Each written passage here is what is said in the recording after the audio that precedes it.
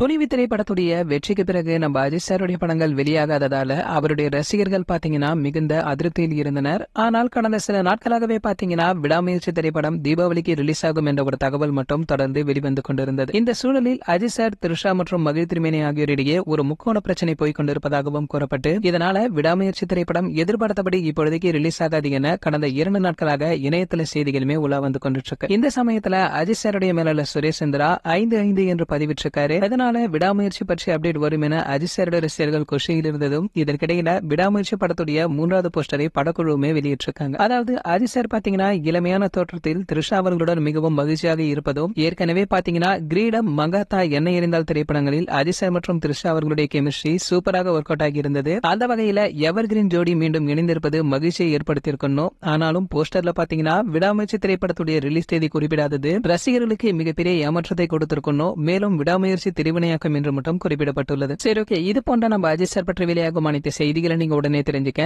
நம்மளுடைய அஜித் டாக்கீஸ் நம்ம சேனலை சப்ஸ்கிரைப் பண்ணிக்கங்க. பக்கத்துல உள்ள பெல் ஐகானை கிளிக் பண்ணிட்டீங்கன்னா நீங்க நம்ம வீடியோவை மிஸ் பண்ணாம பார்க்கலாம்.